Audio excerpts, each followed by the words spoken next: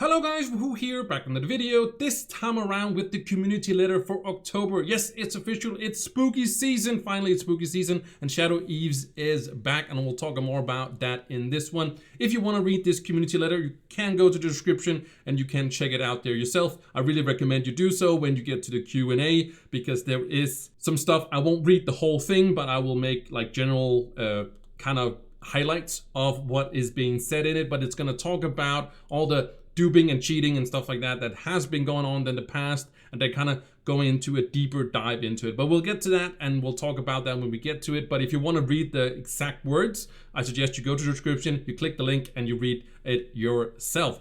But as you can see, October community letter is here, and of course Shadow's Eve is going to return.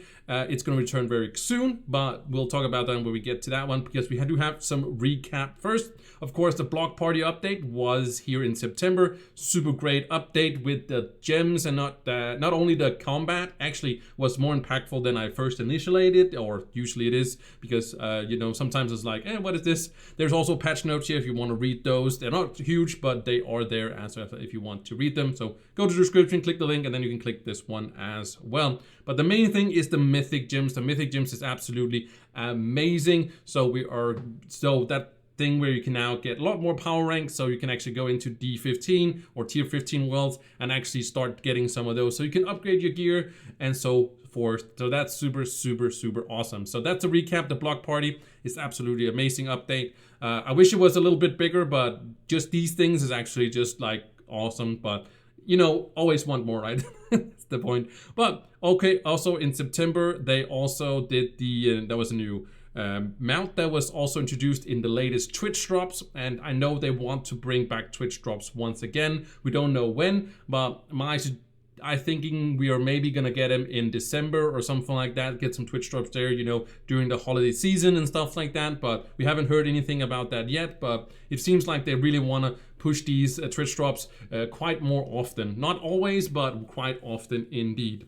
So we also had the Treasure event that's also going on. I think it's over at this. Yes, it's over now. Yes, because it was until the 11th. That's right. But we also had the healthy food versus junk food. Hashtag junk food forever. It was a pretty nice event, and it was kind of building up to.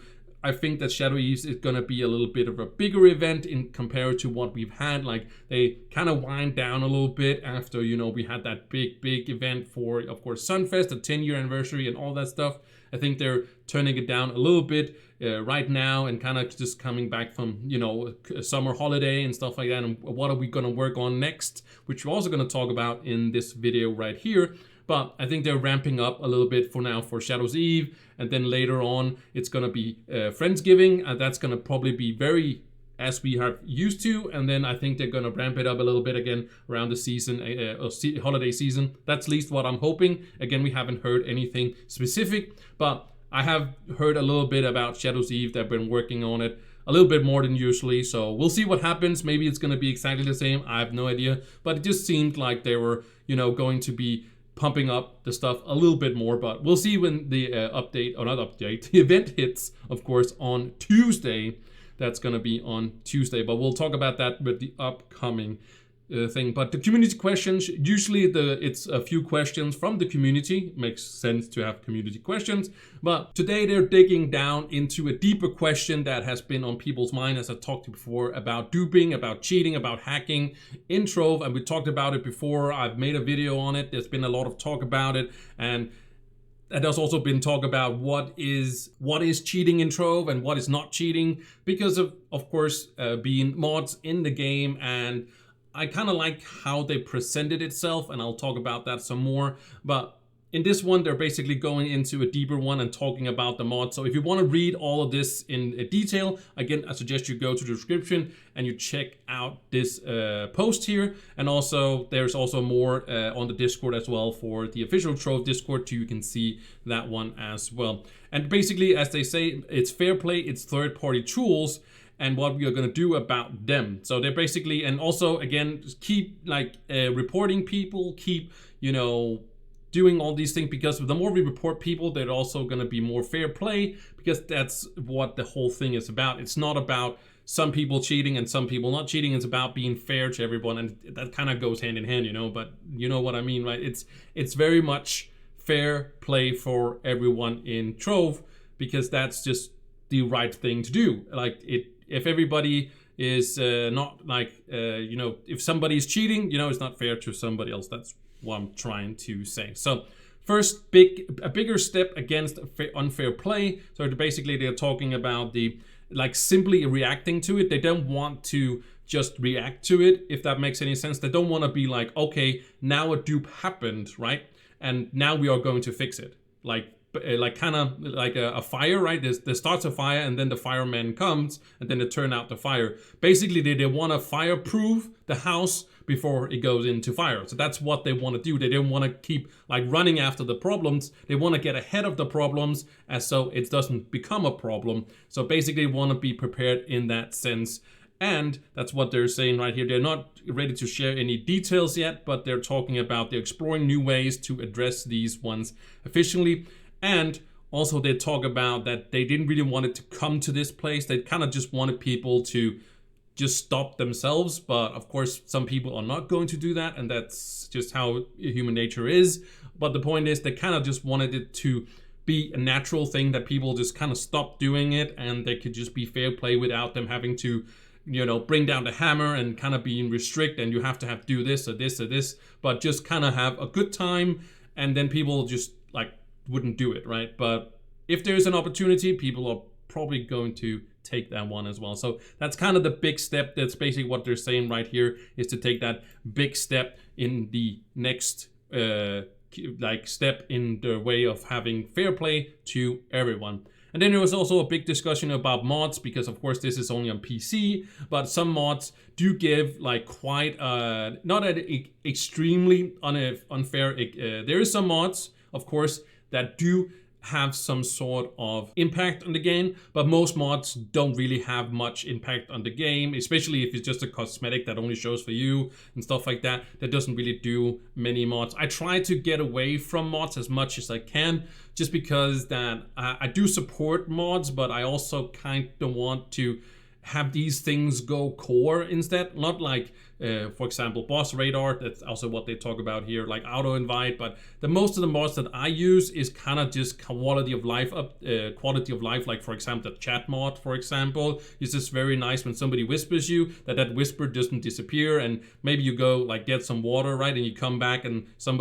they've been talking in world chat, and then that whisper has just gone up in the chat and you don't see it anymore, but that saves it, you know, this saves it, so it just gives you a little notification that there's a message for you. That's super awesome. Maybe it's not, I don't know if like it's, I wouldn't say good for the game, but every time you install a mod, it has to be rendered in the game, and that creates a little bit more lag. But don't worry, it's not like if you just install a few mods and stuff like that, that's gonna restrain the game very much. But if you install like let's say 100 mods or 200 mods, and everybody does that, that's gonna impact the game, of course, because then it has to render all that and send that information. So, you know, between the packages in the internet and stuff like that. So yeah, don't worry, it's not that installing mods is bad. I'm just saying, you know, I try to scale away from it if I can, but that doesn't mean that I don't support mods in the game. I just support mods that should go core. I feel like it doesn't have a big impact like boss radar or something like that, because it's very much,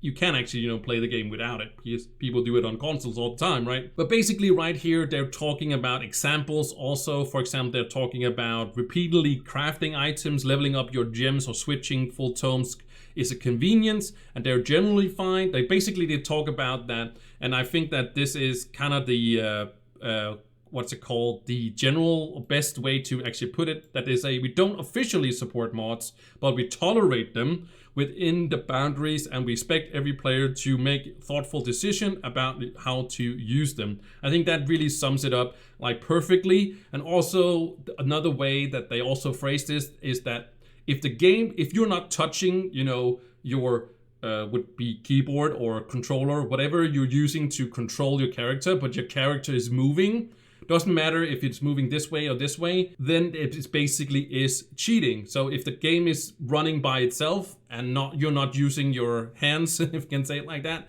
okay, if you don't use your hands and you have to use something else, you know what I mean, right? If you're not controlling your character or your class, then it is basically cheating. So yes, there is these where people get invited to 5-star dungeons, and I think that's fine, but I don't think it's fine if you leave your computer, for example, and you just let it run, and you go to work or something like that and just leave it like that, right? But I think it's fine that, you know, you click a button and you accept that invite and you get invited to one, and maybe you don't do anything, but because there is people that are clearing it. So basically it would be like if you ran with your mates and basically you had to get some water, so you clicked accept and you went to the dungeon, and then you got some water and they cleared it and you did that one. So I think that's all right. And I also think that XP ships and all those XP leveling, whatever method there is, I think that's fine as well. But I don't think it's fine if the people that are clearing the dungeons are using like AFK mods or something like that, or self-playing mods. If you're standing there AFK and you get invited to another dungeon, that is fine. But it's also fine that people clear it for you, but I'm just saying they should be clearing it as themselves and not as a program that is running in the background, basically. And they sit back and don't do anything, and they also just stand there AFK.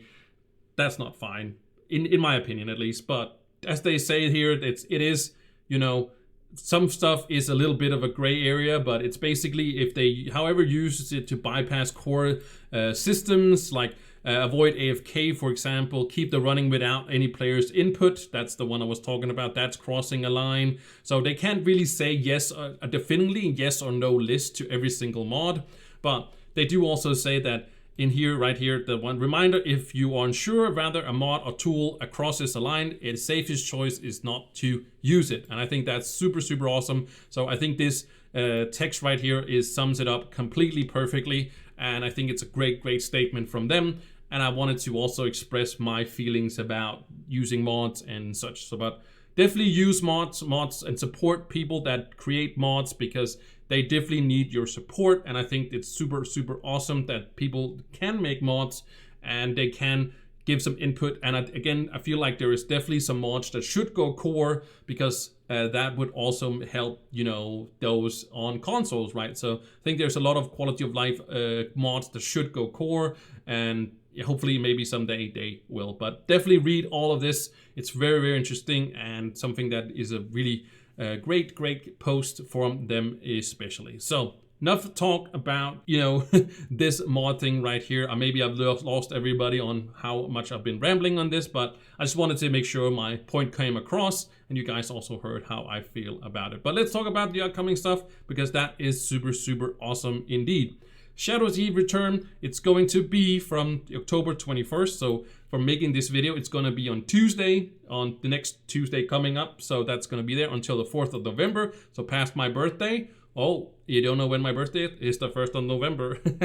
You probably did. No, you didn't know that. But Eerie Vibes, mythical quest, and plenty of seasonal rewards. So we're going to see that. Get ready for 2 weeks of spooky and fun rewards, surprising rewards as well. So super awesome. Shadow's Eve is one of the most fun events we have. So that's super, super awesome. Next thing is public test servers are going to rise from the slumber very soon, giving you a first look at what's coming up and a chance to share your feedback before the changes make it their way into Trove. So they have actually also made this one. They say the block after party. They have made a survey. I put it on the Discord, but I really, really suggest that you put this in here. It's not about like, it says class balances, but it's basically not only class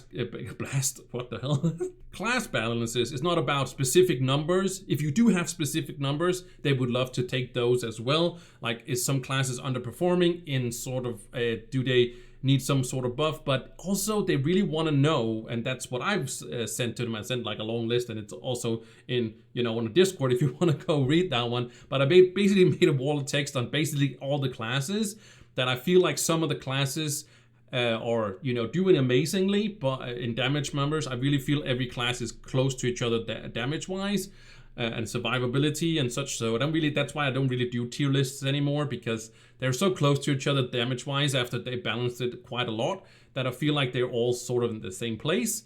But what I think about most of the classes is that some of them are just out to attack heroes, if you could say it like that, or classes, and there's some abilities that the different classes has that are basically very underused. And I use the Dracolite for that example because, yes, I do use, you know, the little dino babies sometimes, but I don't really use it. I usually mostly just jump into the ultimate. I never use my right click, basically the little dragon breath it can do, the little dragon on my shoulder. I never use that. I never used it, basically. And I used to not use the dragon babies that much because they didn't spawn like 100%, but they changed that way, way back. But now I definitely use them to clear out them. But I basically said I wanted to have it so that, you know, the passive of the Dracolite, for example, the passive is just that you do extra damage from all sources. So basically, if you have a Dracolite in there, everybody does more damage to the enemy, which is really, really nice. Not a ton of it, but it does do more damage. And then you are immune to lava. That's the passive, right? Or immune to lava, but basically you don't take and you do move faster. But that's the passive of the Dracolite, and it kind of goes well into. But I really feel like the baby should spawn from the person, like from like a passive thing, kind of like the maybe a little bit. Maybe it's gonna be a little bit like the Tomb Raiser, but I would just kind of like to have that. And then the ultimate should be the same, but then I would just kind of like to see some new AoE abilities maybe, or something like pulling in the enemies instead, or doing something dragon-like, or having it like, you know, dragon, like fire, rain, fire, you know, something coming down from the sky as an AoE, as a number 1 ability or number 2 ability, whatever, right? But, or, you know, your right click, whatever it's gonna be. I just would love to see more abilities being used, and I feel like every class basically have 1 or 2, maybe like the new ones, like the Lunar Lancer, for example, is you know, got a great rework. Shadowhunter is in a good place, right? But some of the other classes are also in a fine spot per se, but it's not. It needs basically these have to change these underused abilities so they can be used, all the abilities. All the abilities feels amazing to use in some sort of way or not. So that's what the After Block Party survey is about. So they want to see that. So it doesn't have to be specific numbers. It's just have to be, how does this class feel? Do you want to have this change to the class? And that's just my example to it as well. But the public test realm, we don't know what that is going to be. If it's only going to be balance changes, or we are going to see something else. So I'm very surprised what we are going to see. We haven't seen anything yet. Maybe it will be rising from its slumber soon. I don't know if that has anything word punned in it. So maybe, yeah, I don't know. The last time we had something rising, it was not a good one. That was the Rising Tides, right? That was when we got our mythic gear, and that was not a great success. But maybe, you know, something else is coming. They have talked about, you know, mythic gems and such, and maybe that will be in there. Maybe balance changes and mythic gems. Maybe that could be how they are going to, because we are definitely going to. I'm like 99% sure that we are going to get 2 different things, you know, like we got the, you know, block thing, you know, the block, extra block thing in the block party, the blue stuff, right? And also, of course, the gyms, that was 2 different things, right? So I think they want to have typically 2 different things when they are going to make it as well. But they're also going to be more. And also, don't miss the chance to have your voice heard. And of course, their social medias down here. Definitely the Discord. Go and post everything on your Discord. They use that as, you know, their main thing. Reddit, I don't really feel like they use Reddit. So maybe they do now, but I don't post on Reddit anymore because I don't think they use it.